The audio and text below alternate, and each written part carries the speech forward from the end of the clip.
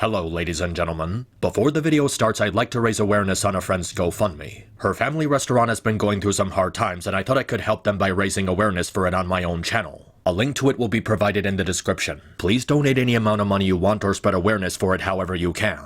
I'm not asking for much, just to give a moment of your time to help them out. Any form of help would be deeply appreciated. Thank you. I look at you, and I just want to be the fairest of them all. Oh my god. This is gonna be worse than Mufasa, isn't it? Alright, I know this isn't the first or even the second time this video has been uploaded to YouTube, but you know what? This is also not the first or second time Disney advertised this shitty movie. So I might as well give anyone watching this a friendly reminder of how Disney is trying to, once again, destroy the legacy of one of their animated classics. And it all started with this embarrassing excuse for an interview. I just mean that it's no longer 1937, and we absolutely wrote a Snow White that is not going to be saved by the prince. She's not going to be saved by the prince, and she's not going to be dreaming about true love. She's dreaming about becoming the leader she knows she can be, and the leader that her late father told her that she could be if she was fearless, fair, brave, and true. And so it's just a really incredible story for, I think, young people everywhere to see themselves in. I mean, you know, the original cartoon came out in 1937, and very evidently so. There's a big focus on her love story with a guy who literally stalks her. Yeah. Weird. Super weird. So we didn't do that this time. So no prince or a different kind of prince? We have a different approach to what I'm sure a lot of people will assume is a love story just because, like, we cast a guy in the movie. Right. Andrew Burnap, great dude. Yeah. It's one of those things that I think everyone's going to have their assumptions about what it's actually going to be, but it's really not about the love story at all, which is really, really wonderful. And whether or not she finds love along the way is anybody's guess until 2024. All of Andrew's scenes could get cut. Who knows? It's Hollywood, baby. So, according to this bimbo, the original Snow White was nothing more than a damsel in distress who had to be saved by the prince, and the prince was just a creepy guy who wanted Snow White for sex. I don't know whether to blame corporate greed or political correctness or people having the memory of a goldfish or all of the above for the incredibly brain-dead take that Rachel gave in these interviews in order to downplay what is arguably one of the most important movies in the medium of film. I would say that I'm shocked by this turn of events, but let's be honest, this is not the first time this has happened, and it's certainly not gonna be the last. This is just another example of Hollywood trying to downplay the art form they claim to care about so much, in a desperate attempt to convince people like Kathleen Kennedy, Anita Sarkeesian, and Lily Orchard that the entertainment industry is finally starting to have more respect for women. Oh, it's not enough that the live-action version of Snow White be an independent and complex female lead. Let's just throw the original one under the bus so you know that we mean it this time. You know that incredibly mentally vacant take that people who worked on The Little Mermaid had for Kiss the Girl, where they just made a blind assumption that it was about objectifying Ariel for her to be a prize for Eric to hook up with? That was definitely bad, but at the very least you can say it was a single 3-minute musical number that can be forgotten about. This is the entire goddamn movie.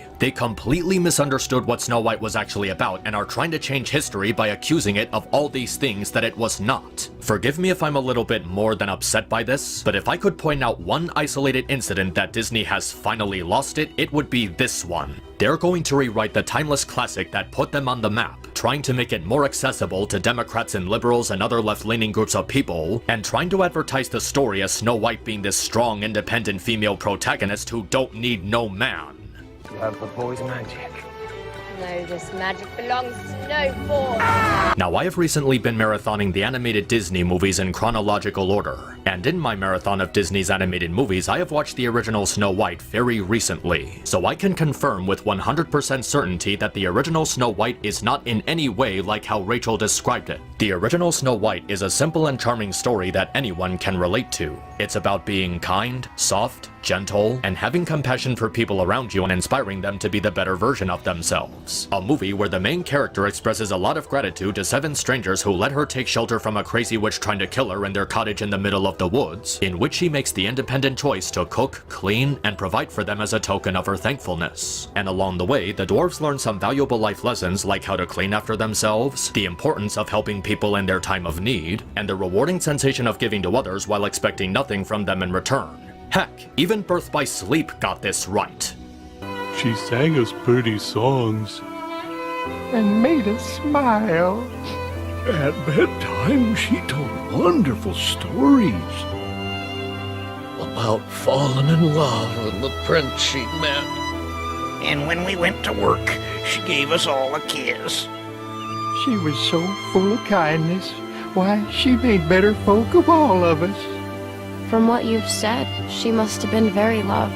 I'm sorry, but when Kingdom Hearts Birth by Sleep has a better understanding of Snow White than you, chances are accepting that role should not be your first option. There may have been a couple of elements of romance in the movie with Snow White sharing stories about Prince Charming, but it's not what the movie is about. It's about Snow White developing a sincere, wholesome, and down-to-earth relationship with the dwarves. It's literally called Snow White and the Seven Dwarves for a reason. Oh, don't you worry, we'll get to that bullshit soon enough. Sure, in terms of story it's linear and average, but it never does anything to insult children's intelligence, nor does it send any harmful messages. And while I normally don't spend a lot of time talking about visuals as they're a moot point compared to everything else, I will acknowledge that for a movie made in 1937, the animation is phenomenal. Everything about this film's artistry is so captivating and alive.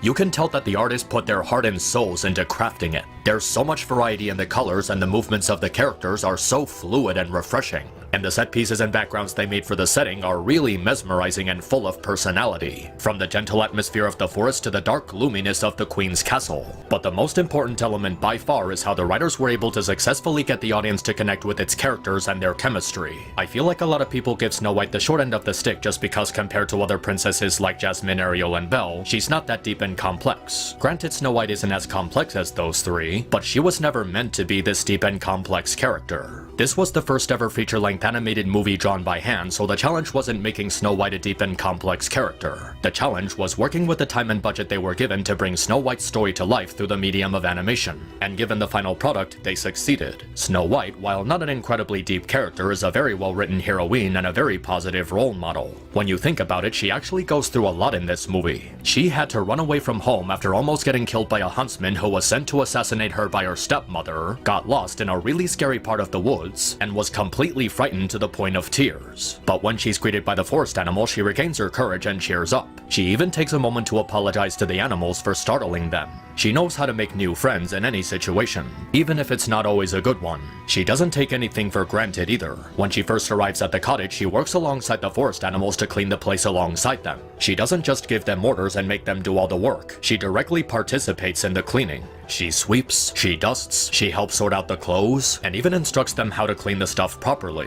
The animals were very nice to help her find a place to stay, and she returns their kindness by being well-natured and friendly to them. And one of her first reactions to seeing the dwarves' cottage so messy and dirty is feeling bad for them because she thinks of the possibility they don't have a mother to take care of them. She has a really positive outlook while cleaning after them and doesn't hold their dirty habits against them because she just wants to help them out of the kindness of her heart. She doesn't just feel like room and board is owed to her, she actually works for it. Like seriously, could you think of anybody who would clean up this mess of a house while having a positive outlook on the matter? Not likely. This is why the dwarves find her so appealing. She doesn't act entitled by hanging cleaning the house for them over their heads. She just wanted to do it as an act of goodwill. She even takes the time to make food for them, on the condition they wash their hands, of course. She tells them bedtime stories, helps them get ready for work. She even takes time to make Grumpy a pie in spite of him supposedly not liking her very much. Snow White is meant to be a very loving mother figure to the dwarves, and it's shown to us through her acts of generosity and the time she spends having fun with them.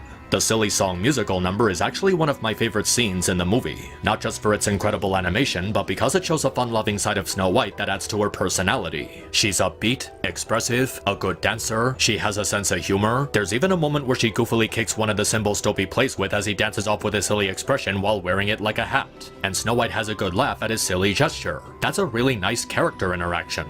The fact that this scene takes place only a couple of hours or at most a few days after her arrival at the cottage really strengthens the dynamic she shares with the dwarves. It shows the level of affection they have for her, how genuinely grateful they are to her for the joy she brought into their lives. It's really wholesome and tender seeing how a lifelong friendship between them was shapen in a seemingly short amount of time. Snow White's personality is shown through the action she takes over the course of the movie, and Snow White takes a lot more action in this movie than people give her credit for. She helps others, teaches them good life lessons, and her chemistry with the dwarves is the movie's most powerful element. It's why her supposed death at the end is so heartbreaking and sad even though she's gonna come back to life. She made a profound impact in their lives and helped them to become better people. She always made an effort to think of others before herself even when she didn't need to. It's why her funeral was so tear-jerking and emotionally effective. When you see the dwarves and the woodland critters placing flowers beside her, hanging their heads and kneeling down to pay their final respects to her, you feel it. It truly feels like a wonderful, caring person is gone from their lives and you empathize with that loss. And it makes the happy ending where she comes back and everyone cheering and celebrating so rewarding.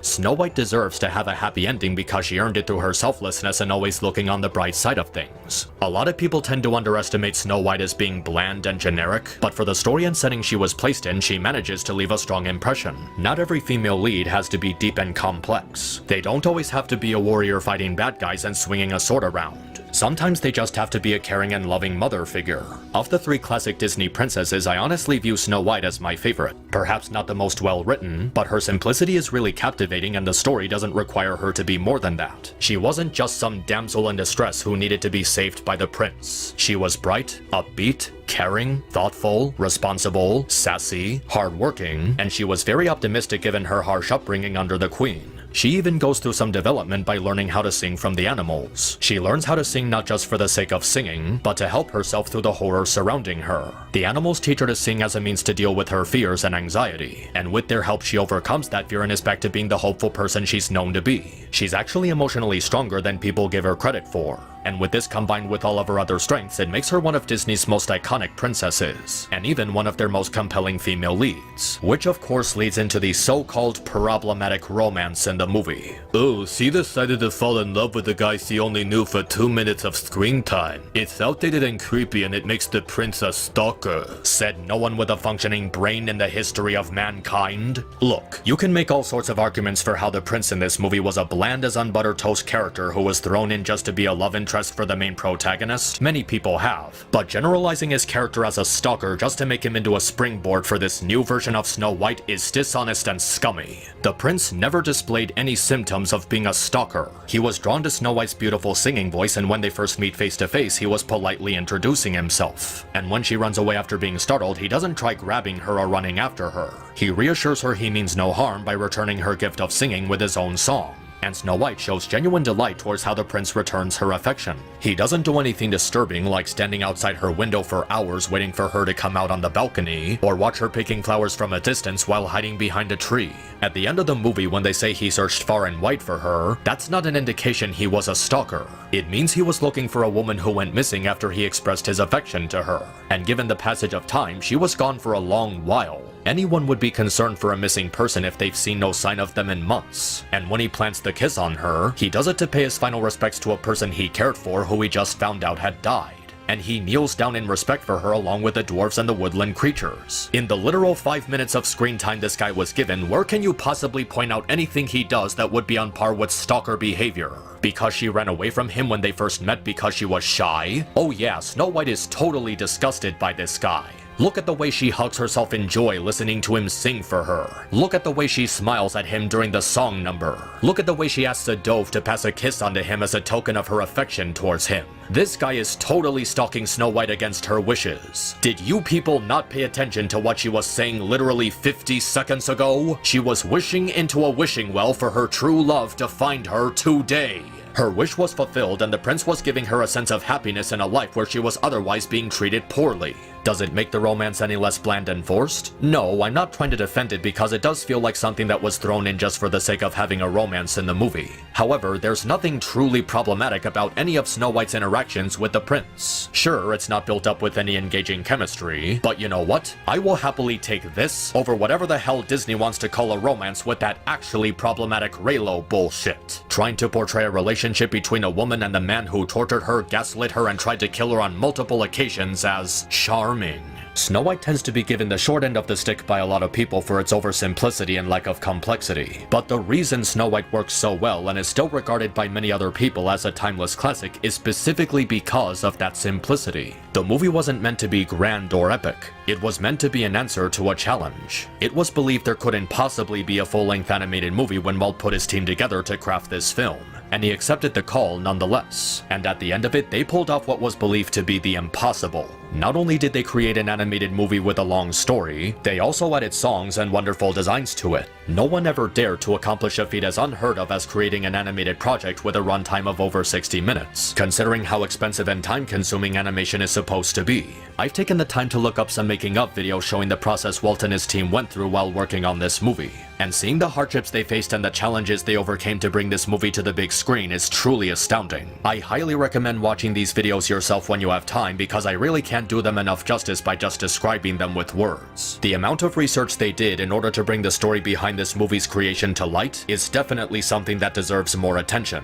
But I suppose the one thing I can say to add to this is that for all the hard work Walt and his company went through to succeed in bringing this movie to life, it's completely unfair that it gets a bad rep from people who dismiss it as just being a formulaic princess movie. I think the reason Snow White gets so much wrongful criticism from people for not being more like the cosmically acclaimed movies from the Renaissance era is because it was the first Disney movie. They wrongfully judge it for not having as much progression in tropes and storytelling formulas instead of meeting the film on its own terms. It's not a matter of the movie not aging well, it's a matter of people having expectations for Snow White that it shouldn't have to meet as the first Disney movie. It would be like saying Ice Age aged poorly because it's not as good as Charlie Brown.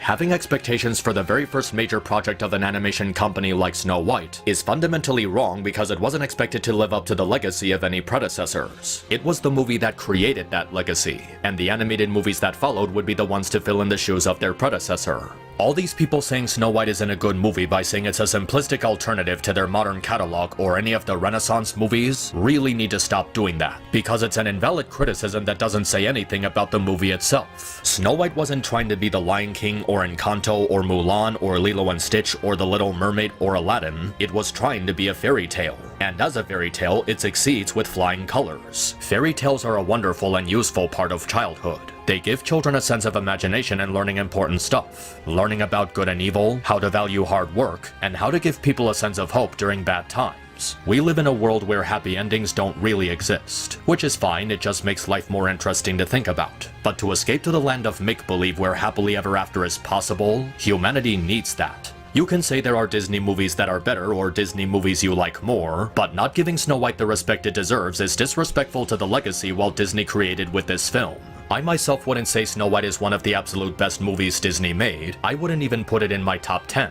But it should be given more recognition as having a well-written story with charming and engaging characters, all while being a revolutionary pioneer for animation as an art form. If you prefer The Little Mermaid, Encanto, The Lion King, or The Great Mouse Detective, that's perfectly fine. But it is a titanic disservice to the original Snow White and the people who worked on it to disregard it by downplaying its story, its characters, and its significance as the first feature-length animated film. If it wasn't for the success of this movie, the film industry would not be where it is today, and animation as we know it would have never happened. Name any animated feature that comes to your head, and I guarantee you that its existence is completely owed to Snow White and the Seven Dwarfs. We would not have Shrek, The Prince of Egypt, Kung Fu Panda, How to Train Your Dragon, Toy Story, The Incredibles, The Lion King, Beauty and the Beast, Ice Age, Wolfwalkers, the Super Mario Bros. Movie, or the acclaimed library of Hayao Miyazaki movies if not for the success of this timeless classic. Disney owes everything to this movie, because if it didn't succeed, they would not be where they are today. Which is why it hurts so much that they are openly willing to bury the legacy this film left behind and everything Walt Disney himself worked for, just so they can act like this upcoming live-action remake is going to be the so-called definitive version of Snow White. The way in which Disney is marketing this film with all these filthy SJW changes to the story and characters, while allowing Rachel to badmouth the original 1937 film without so much as a slap on the wrist, makes it feel like they're ashamed of this movie. The movie that is the very reason they became a successful company. And I guess that part of my old video aged better than I thought it would because... holy fuck, what in God's name is this trailer? Putting aside the obvious stuff like the horrible CGI and the horrible acting, this thing is a fucking travesty. And I don't want to hear any nonsense about how, oh, you're bitching about something before it releases and just being a reactionary chud towards the trailer. Because we all saw The Lion King, The Little Mermaid, Mulan, Pinocchio, and those god-awful Mufasa trailers. So with that track record combined with this trailer, I can tell you with full confidence that this movie is going to be hot garbage. First of all, they are taking themselves way too damn seriously with this movie, trying to make it look as big and epic and bombastic as possible. Guys, the original Snow White and the Seven Dwarfs was not advertised like this. Why? Because it didn't need all this dramatizing bullshit. They allowed the animation and the story synopsis to speak for themselves. Simple editing that wasn't trying too hard while giving you a decent narration for who the characters were and what the story was gonna be about. This looks like it's trying to be the Avengers. Dude, it's a fairy tale, not an epic battle for a kingdom. It didn't work when Maleficent did it, and it's not any better here. And maybe this is just me, but the colors look really worn out and ugly. Everything either looks too saturated or not saturated enough, with muted radiation and distracting contrasts. If this is what the movie's gonna look like for 2 hours, I have no faith in your ability to keep people's attention for very long. The editing also looks really awkward and too fast. There's nothing special about it. It just looks like every single horrible movie trailer we have now. You know what I'm talking about. The constant cuts and the brief glances and the abrupt fades of a single shot that aren't even half a second long, not allowing you to appreciate the setting or cinematography the director is going for. There's practically no sense of geography to anything in this trailer, aside from it being edited incoherently. Seriously, what happened to good movie trailers that held onto a shot and didn't have all this annoying fast-paced bullshit? Even the way it's shot just looks really abstract. Like this shot of the cottage. It's zooming away from it while covering it up with the trees. This is the introduction to the main setting of the story, and they're turning it into a background element. What, is the CGI deer supposed to be the focus of the shot? Stuff like this is all over the trailer, and it just makes the project as a whole look really unfocused. And I'm sorry, but unlike Halle Bailey, who at least had an appealing voice, Rachel Zegler is terrible.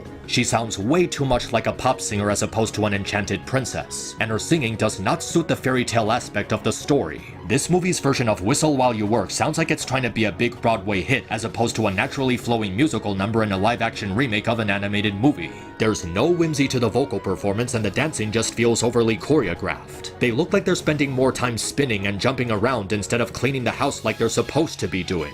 Rachel does not sound at all like the character she's supposed to be representing. There isn't enough softness in her voice, which goes against the established personality of the character. A timid but still selfless and humble caretaker. Instead, she sounds like an assertive mother, which takes away from the softness she's supposed to have.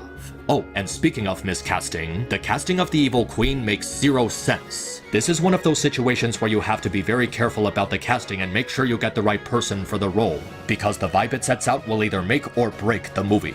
But I guess Disney didn't get the memo, because why did they get freaking Gal Gadot to do the evil queen? You know, the villain who wants to kill Snow White because she's jealous of her looks? It ruins the entire plot. Why would you cast one of the most attractive women alive as the evil queen from Snow White? In what world is Rachel Zegler hotter than Gal Gadot? Why would the mirror think Snow White is prettier now?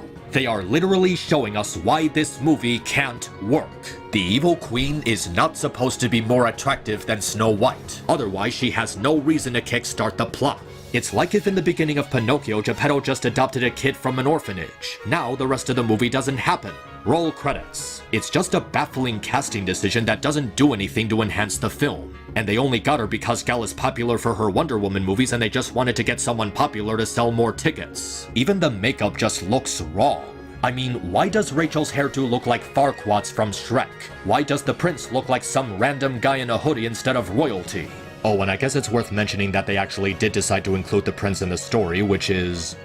it's okay, I guess? But it doesn't really matter because I've already been so set off by all the glaring problems in this trailer. For example, do you notice anything weird about the title? You know, the name of the movie that people are going to watch? Snow White. That's it! Just Snow White! Why did you remove the dwarves from the title? Do you just not view them as important to the story? Do you just see them as a springboard to make Rachel Zegler look as good as possible, instead of charming and endearing characters that millions of people grew up with? Isn't the entire point of the movie supposed to be about how Snow White develops her relationship with the dwarves? And now you're making them an afterthought by removing them from the title? You didn't have to do that! You could have shoved Rachel into the foreground as much as you wanted and leave the title alone! I mean, what else is this movie supposed to be about now? Snow White and the apple? Snow White and the forest animals? Snow White and the now more beautiful evil queen? Oh my god, why do you do this to yourself? Oh, and speaking of the dwarves, I just love how they didn't bother hiring actual dwarves and decided to just make them ugly CGI. We care about diversity and representation, my ass. Do you have any idea how many small people would have been jumping at a chance to play the role of the dwarves? Do you know how good it would have been for actual dwarves to be featured in a live-action adaptation to the most famous story in the world with dwarves in it, instead of these ugly-looking and color-muted abominations? Was it really that hard to do an audition for dwarves for the casting of Snow White and the Seven Dwarfs? Oh, I'm sorry, for just Snow White? You are Disney. You own half of the entertainment industry at this point. Don't tell me you couldn't postpone the release of the movie by a couple of months and spend a couple extra $1,000 to hire dwarfs for this movie. Oh, and speaking of terrible visuals, what did they do to the Dark Forest? Seriously, why doesn't it look scary anymore? It looks more goofy than intimidating, with all these CGI trees and the painfully unsubtle red flares. I mean, look at this. Rachel doesn't even look scared. She looks more annoyed or inconvenienced as opposed to frightened for her life. Doesn't this scene take place immediately after she just found out that her stepmother wants her dead? After she just ran away from a huntsman that was hired to kill her? Why doesn't she look more scared? Pen, what the fuck is this edit? The deer has evil glowing eyes that disappear after stepping out of the shadows? Is this a meme? Is this someone's idea of a joke? They took the most intense and nerve-wracking moment in the original movie and turned it into a parody of itself. And we're supposed to be taking this seriously. Oh my god, what the hell is this trailer? Oh, but that's not even the worst part. You wanna know what the worst part is? Forgive me if I come across as too angry here, but I cannot let this bullshit slide. Because this right here, this is the part of the trailer that really upsets me. What is this? What the fuck is this? You mean to tell me that Whistle While You Work now has Snow White making the dwarves clean up the cottage instead of cleaning it herself? Fuck you, Bob Iger. Fuck you. I thought Ariel never having been to the surface before in the Little Mermaid remake was bad, but this is such a gross misrepresentation of the original movie's lead heroine. Whistle While You Work is supposed to be about Snow White cleaning the cottage herself without the dwarves being there. It demonstrated her kind and selfless spirit to them as a means to help them warm up to her. It's the reason they allow her to stay with them in spite of being a stranger. What reason do the dwarves have to let Snow White stay with them now? How does this introduce them to her kind and selfless spirit? Ordering them around instead of doing something out of her own generosity? It is the fundamental core of her character, and you screwed it up. Thank you, Disney, for blowing any chance you had at convincing me that this movie was not going to be a steaming pile of trash. All in just 20 seconds. Absolutely amazing. Walt is rolling in his grave like a turbine right now, knowing that this is what you've done to his legacy and his company. But hey, maybe they made some improvements and actually got better since the previous trailer. So, did they do anything to improve? I really didn't think it could get any worse than how they butchered Whistle While You Work, but oh my god, this remake is turning out to be so much more horrifying than I anticipated. Why is there a subplot about liberating the kingdom from the evil queen? Just why? Why are they throwing in something that wasn't important to the story? Like, seriously, is this a fairy tale, a love story? Or are you really trying to imitate Snow White and the Huntsman and trying to make this look like an epic battle for a kingdom?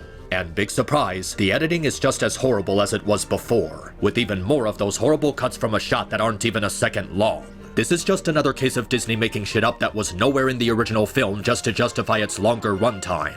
Hey Disney, pro tip, the remakes don't need a longer fucking runtime. Just stay faithful to the source material and stop throwing in all these bullshit subplots. The CGI hasn't gotten better either, with the animals looking awkward and the dwarves looking like unfinished character designs from Shrek. I guess the practical stuff is alright with the castle and the cottage having some good set pieces, but so many of the foreground elements are so in your face and badly rendered that it makes it impossible to appreciate the film's atmosphere at all. And oh Jesus, did the dwarves take stupid pills before showing up to the cottage? In the original they were going to attack her with pickaxes, but that's because they didn't know what was under the bedsheets. As soon as they pulled them away, they immediately stopped and recognized her as a young woman. Here, they tried to kill her even after pulling off the bedsheets. Have you morons never seen a woman in your lives? Are you really that stupid to assume that this was some kind of ghost? You literally saw her face for a good several seconds. Why did it take you this long to recognize how she was a human? And just like that, our worst fears have been confirmed. They completely butchered Snow White's character just for the sake of making her a rebellious girl boss. Just like they did with all the other remake versions of the female leads. Like, why even bother with the poison apple part anymore? If you really want to make her into a girl boss, then making her eat that poison apple is just gonna make her look like an incompetent fool. Actually, scratch that. If she's supposed to be a girl boss who doesn't need no man, why does she need help from the dwarves? Snow White and the Seven Dwarfs is supposed to be about Snow White developing a relationship with the dwarves, and help them grow as people by demonstrating her kind and selfless nature to them. It was never about a revolution to take back this kingdom that nobody cared about. Can't we just assume that they established a new patriarchy after she was crushed by that giant rock? It's literally the Mulan remake all over again. They're changing the story from what it's supposed to be and making shit up for the sake of girl power. All this trailer does is reaffirm the problems I mentioned with the previous one. They're trying to make this movie look more epic and bombastic in a feeble attempt to make it seem more mature and adult than the animated version. But they're not making it more mature and adult. They're just making it dated and infantile for the sake of appealing to a modern audience. Oh, and of course they blackwashed a white character for no reason. Yeah, nice job on the diversity quota, Disney. Hiring actual dwarves is out of the question, but at least you're helping black people feel better about themselves, am I right? I know I already said this, but honestly it cannot be stated enough. Fuck you, Bob Iger. Fuck you. I know I may sound like a broken record for saying this, as it's nothing new and I'm sure it's something you've already heard from millions of other people, but it really is sad that this is what Disney is now. Tearing apart their old works just to appeal to the current political climate or just to make money off of people's nostalgia. Underselling the depth of their animated classics in a vain, disingenuous attempt to build up these supposedly more cinematic live-action remakes. Sometimes I feel as if Walt himself underestimated the impact this movie would make. When it first came out in 1937, I don't think he suspected that people would still be talking about it almost 90 years later. And yet, here we are today, with a bunch of people on YouTube making videos not only bashing this upcoming live-action remake for its disservice towards the original, but also making videos passionately describing in stunning detail how the original movie is a well-crafted and timeless work of art that had a lot of passion put into it that ultimately paid off. A movie that inspired entire generations of artists and filmmakers, all made possible by the story of the fairest maiden to ever grace the silver screen. So Rachel Zegler can have all the apples in the world thrown at her face for her horrific willingness to misrepresent Snow White and the Seven Dwarfs. And Bob Iger can take this uninspired garbage, along with the longest keyblade Tetsuya Nomura can forge, and shove them straight up his ass until the sharp end goes through that rotting grapefruit he wants to call a brain. Because the original Snow White is as compelling of a female protagonist as they can get, and trying to take that away from her is nothing short of a middle finger to animation.